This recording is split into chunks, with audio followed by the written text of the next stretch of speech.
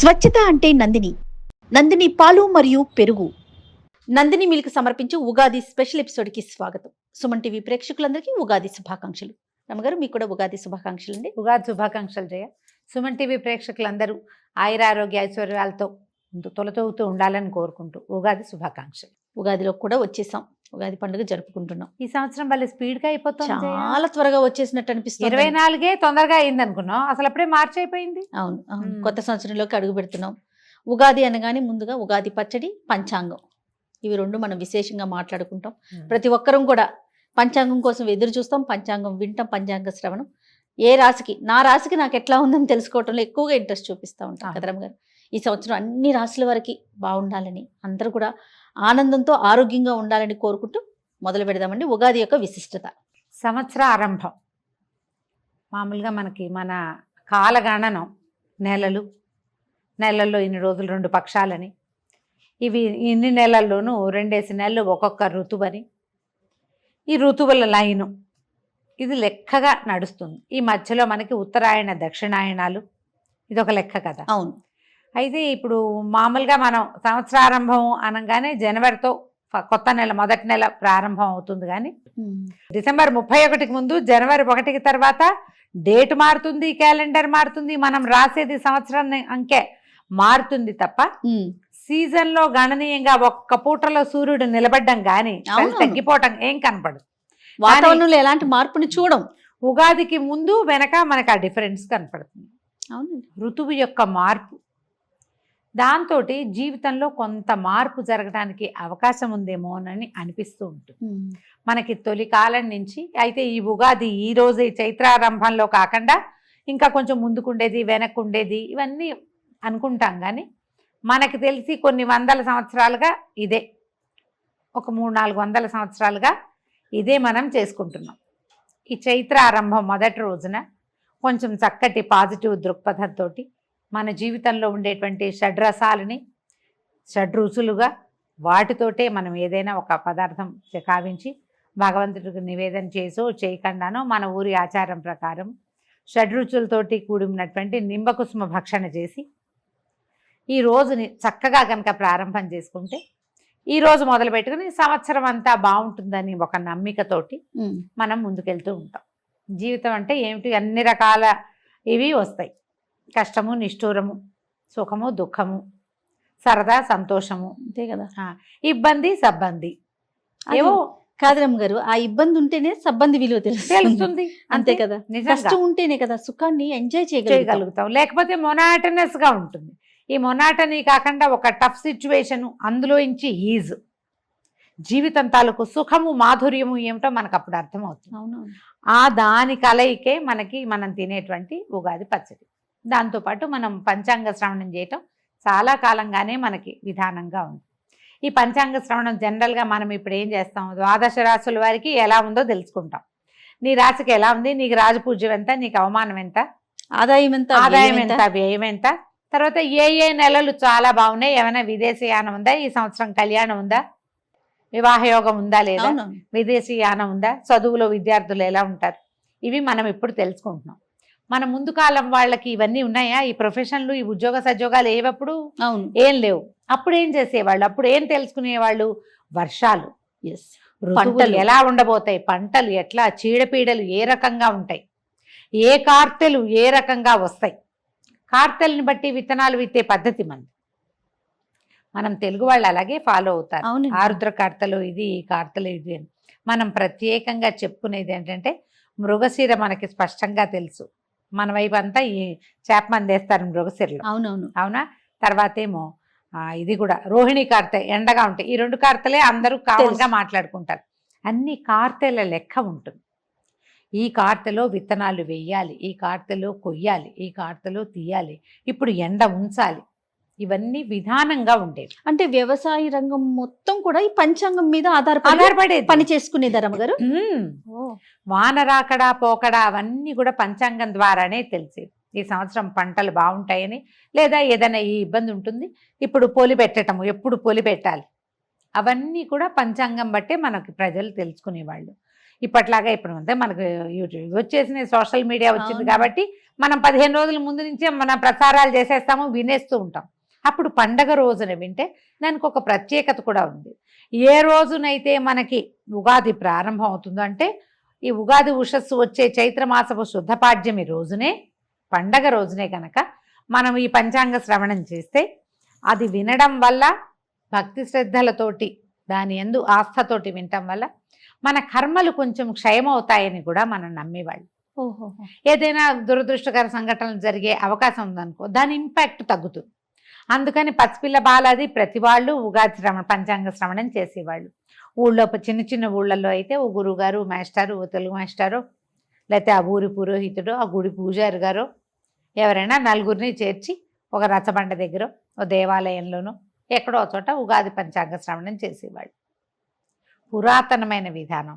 మెల్లిగా ఊళ్ళు పెద్దవైనాయి, ఊళ్ళల్లో గురుగారులు మాస్టర్లు ఉపాధ్యాయులు ఎవరిదాని వాళ్ళు వెళ్ళిపోతారు, ఎవరు ఉండరు, పుస్తకాలు వచ్చాయి, మన పంచాంగం మనమే చదువుకోవటం. సోషల్ మీడియా వచ్చాక ఏముంది, ఆ 7-8 మంది గురువుగారులు ఎవరి మొహం నచ్చితే వాళ్ళది మనం వినొచ్చు చక్కగా. అంతే. పండగ రోజున వినడం మంచిది. ఓకే. పంచాంగ శ్రవణం ముఖతః వినే అవకాశం ఉంటే మరీ మంచిది, మీకు అవకాశం ఉంటే కనుక. అది వింటే ఏంటంటే మన గ్రహాలలో దోషాలు ఇబ్బంది ఉంటే అది పెద్దది అయిపోకుండా చిన్నది కొంత తగ్గుతుంది. మనం ఆ రోజే తెలుసుకుంటాం ఇవి చెయ్యాలి, గురువు బలంగా ఉన్నాడు లేదా గురువు వీక్గా ఉన్నాడు, బుధుడు పలానా చోట ఉన్నాడు, శనిగ్రహం వల్ల ఈ సమస్య వస్తుంది తెలుస్తుందిగా. దానికి ఏదైనా ప్రతిక్రియ చేయాలని ఒక సంకల్పం కూడా కలుగుతుంది. జనరల్గా పండగ రోజున ఏదైనా సంకల్పం చేస్తే ఆ పని జరుగుతూ ఉంటుంది. అందుకని ఉగాది పండగ రోజున కొట్లాటలు గొడవలు పెట్టుకోకండి, పొట్లాడుకోవద్దు, ప్రతిదాన్ని చిలికి గాలివాన చేసుకోవద్దు. సంవత్సరానికి మొదటి రోజు ఈ రోజు బాగుంటే సంవత్సరం అంతా బాగుంటుందనే నమ్మకంతో ఉండండి. బాగుంటుంది అని నేను చెప్పట్లేదు, నమ్మకం మీరు నమ్మాలి అది.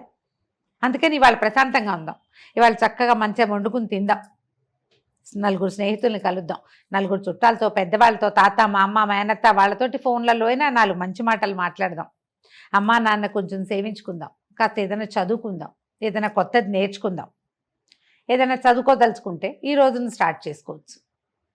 నేను కూడా యోగ వాసిష్టం మొదలు పెట్టాలనుకుంటున్నా, పుస్తకం తీసి పెట్టాం కానీ ఇంకా స్టార్ట్ చేయలే. ఉగాది నుండా దాంతోపాటు సౌభాగ్య భాస్కరం, ఆ 2 పుస్తకాలు ఉగాది నాడే స్టార్ట్ చేయాలని పుస్తకాలు రెడీగా పెట్టాయి. ఊరికే అప్పుడప్పుడు పేజీలు తిరగేసినా కానీ సాంగంగా మొదటి నుంచి స్టార్ట్ చేయాలి. ఏ కొత్త పుస్తకమైనా చదువుకోవచ్చు. మీ ఆలోచన ప్రకారం చేయండి. ఏదైనా మ్యూజిక్ ఇన్స్ట్రుమెంట్స్ నేర్చుకోదలుచుకున్న వాళ్ళు, కొత్త కోర్సుల్లో చేరదలుచుకున్న వాళ్ళు, వీళ్ళందరూ కూడా ఈ రోజున మొదలు పెట్టుకోవచ్చు. రోజు మంచిది కాబట్టి ఇట్లా స్టార్ట్ చేసుకోవచ్చు. మనం షడ్రుచులు అని చెప్పేటువంటి ఉప్పు పులుపు తీపి కారం చేదు వగరు ఈ 6 రుచులతో కూడినటువంటి ఉగాది పచ్చడిని తీసుకోండి పొద్దున్నే. మీ ఊళ్ళల్లో మీ ఇళ్లలో ఎలాంటి పద్ధతి ప్రకారం ఈ పచ్చడి చేస్తారు ఆ రకంగా తీసుకోండి. పొద్దున్నే లేవగానే అభ్యంగనం చేయండి. సొంతంగా అభ్యంగనం చేస్తే మంచిది. ఇంట్లో ఎవరైనా పెద్దవాళ్ళు నుండి మన నెత్తి మీద నూనె పెట్టి కాస్త మొహాన ఒక కుంకుమ బొట్టు పెట్టి నెత్తి మీద నూనె పెట్టి ఓ హార తెచ్చి స్నానం చేయిస్తే పిల్లలకి పెద్దవాళ్ళకి కూడా, ఇప్పుడు మీ వయసు వాళ్ళకైనా అమ్మలు ఇంట్లో ఉంటే అమ్మలు ఉన్న వాళ్ళు అదృష్టవంతులు కదా, వాళ్ళతోటి ఏదైనా ఒక 2 అక్షింతలు వేయించుకుని స్నానం చేసి సంవత్సరం అంతా బాగుంటుంది. అదొక పద్ధతి. మీరు కావాలంటే అలాంటి పద్ధతిని అలవాటు చేసుకోవచ్చు. మేము పిల్లలు పుట్టినరోజులు ఖచ్చితంగా చేస్తాం జయ. బొట్టు పెట్టడం, నెత్తికి నూనె పెట్టడం, పండగ రోజు కూడా బొట్టు పెట్టడం, కాస్త నెత్తికి నూనె పెట్టి 4 అక్షింతలు వేస్తే మంచిది, శుభం కదా. పూజ చేసుకోవటము, దేవతార్చన ఏదైనా మన ఇంట్లో అలవాటు ఉంటే ప్రార్థించే పద్ధతి ఏది ఉంటే ఆ ప్రార్థనా విధానాన్ని అవలంబించటము, ఎవరికైనా ఏమైనా చేసి పెట్టడము. ఈ కొన్ని చోట్ల ఏంటంటే అమ్మవారికి నివేదనలు చేసే విధానం కనపడుతుంది.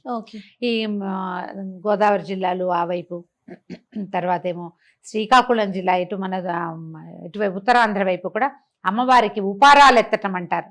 ఉపారము అంటే ఉపాహారం అన్నమాట, బహుశా ఉపారాలు ఎత్తటం అనే అంటారు. మా అత్తవారింట్లో ఏం చేస్తారంటే అమ్మవారి నివేదనని చేస్తారు ప్రత్యేకంగా. ఇక్కడ కూడా ఉంటాయి అట్లా కొన్ని ప్రాంతాల్లో. ఏంటంటే ఇప్పుడు గంగానమ్మకి అవి పెడతారు చూడు, అమ్మకి పెట్టుకుంటారు. అట్లా పండగ రోజున అమ్మవారికి పెట్టే విధానం కనపడుతుంది.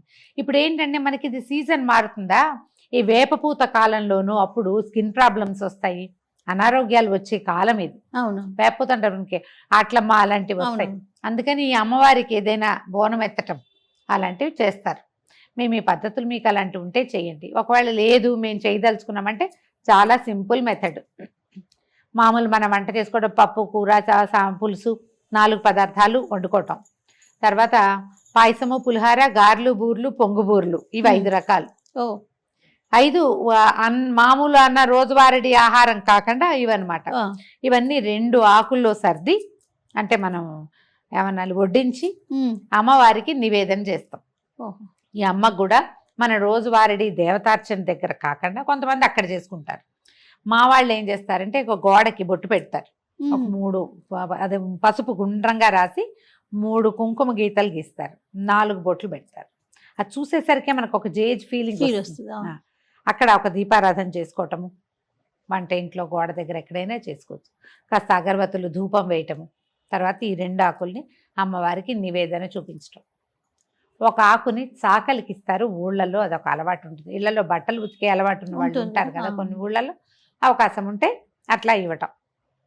ఎవరికైనా, మనకే పని వాళ్ళు ఉన్నారు లేదా వాచ్మెన్ ఉంటారు, ఎవరికైనా ఒక ఆకు మనం వడ్డించిన దాన్ని వాళ్ళనే ఇంట్లో పిలిచి భోజనం పెట్టగలిగారా మహత్తరంగా ఉంటుంది. ఆ ఆకు వడ్డన వాళ్ళకి. 2వ ఆకు గృహస్థు భోజనం చేయొచ్చు, గృహలక్ష్మి అయినా చేయొచ్చు, గృహస్థ అయినా చేయొచ్చు. ఇంకా అది నివేదన కింద అన్నమాట. ఇలా చేస్తారు. అలవాటు ఉంటే చేసుకోండి. ఈ ఉపారాలు ఎత్తడం కూడా అమ్మవారికి విశేషంగా చేసి అన్ని గారెలు, బూర్లు అవి చేసి 9 రకాలు కూడా పెడతారట. ఆహా, కొన్ని పద్ధతులు. అది ఏం లేదు, మనమే ఏదో చేసుకుంటాం, బొబ్బట్లు అవి ఇవి స్వీటు హాటు చేసుకుని 2-3 ఫ్రెండ్స్నో చుట్టాలనో పిలుచుకుని భోజనం చేయొచ్చు. మనమే ఉన్నాం, మనమే 4 షడ్రసోపేతమైన భోజనాలు చేసుకోవటం, హాయిగా నవకాయ పిండి వంటలు అవిను భోజనం చేయటం, చుష్టుగా చక్కగా తాంబూల సేవనం చేయటం. ఎవరైనా వీలైతే ఫ్రెండ్స్నో చుట్టాలనో బంధువులనో ఎవరో ఒకళ్ళ బంధు దర్శనం చేయండి, ఈ రోజున మంచిది అని చెప్తారు. దర్శనాలు లేవు, మనకు ఫోన్లు ఉన్నాయి కదా, వీడియో కాల్స్ చేసుకుని ఏ ఊరు వాళ్ళనైనా చూసేసేసి, అమెరికా అంతే. వాళ్ళని కూడా హాయిగా ఎవరితోటైనా మంచి మాటలు ఆడుకోండి. ఏదైనా కొత్త నిర్ణయం, మంచి నిర్ణయం తీసుకోండి. సరి అయిన ఆలోచన విధానాన్ని అవలంబిస్తూ ఈ ఉగాది పండుగని చక్కగా ముందుకు తీసుకెళ్దాం. మరొకసారి ఉగాది శుభాకాంక్షలు రమ్మగారు. మీకు కూడా జయ, మరొకసారి ఉగాది శుభాకాంక్షలు.